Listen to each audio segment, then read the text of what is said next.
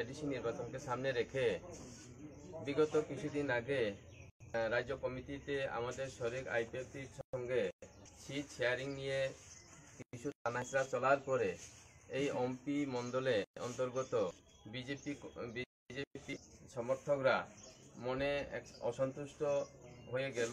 কারণ হলো গত 2018 নির্বাচনেও এই এমপি মণ্ডল বা এমপি বিধানসভা থেকে আইপিএফটি হাতে ছেড়ে দেওয়া হচ্ছে, কিন্তু এই এমপি মণ্ডলে যারা বিজেপি সমর্থক আছে এরা আশা করছিল আগামী এডিসিতে এই এমপি মণ্ডলে বিজেপিদেরকে ছেড়ে দেওয়া হবে। এই আশা বিশ্বাস নিয়ে আমাদের সমস্ত কর্মী কাজে নিরলস সংগ্রাম করে যাচ্ছে এবং প্রচার করে যাচ্ছে।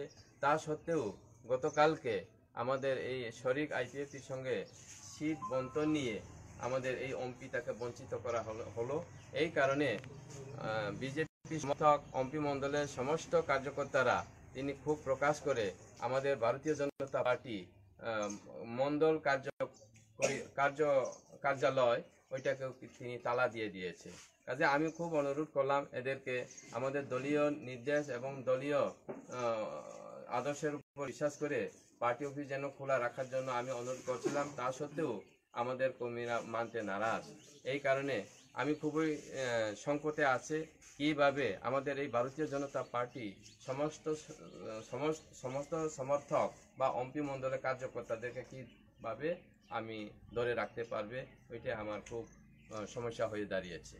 কাজে আমি ঊর্ধ্বতন কর্তৃপক্ষ বা আমাদের শীর্ষ নেতৃত্ব যারা আছেন এদেরকে আমি অনুরোধ করব অতি সত্বর আপনারা এসে এই এমপি মণ্ডলে বর্তমানে যে সমস্যা আমরা মুখোমুখি হয়েছে সেটাকে কিভাবে সমাধান করা যায় তার জন্য সহযোগিতা চেয়ে আমি রাজ্য কমিটি অথবা জেলা কমিটির প্রতি আমি আবেদন রাখছি।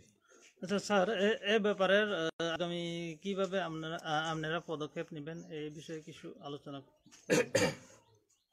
এই ব্যাপারে আমি আর কিছু বলতে পারবো না, কারণ ভারতীয় জনতা পার্টি হলো ভারতবর্ষের সবচেয়ে বড় দল এবং আমাদের রাজ্য ক্ষমতা আছে। কাজে দল যা নির্দেশ দেয় তার উপর আমি ভিত্তি করে কাজ করার চেষ্টা করব, কিন্তু কর্মীদেরকে আমি কিভাবে সামাল দিতাম ওইটাই আমার মূল সমস্যা।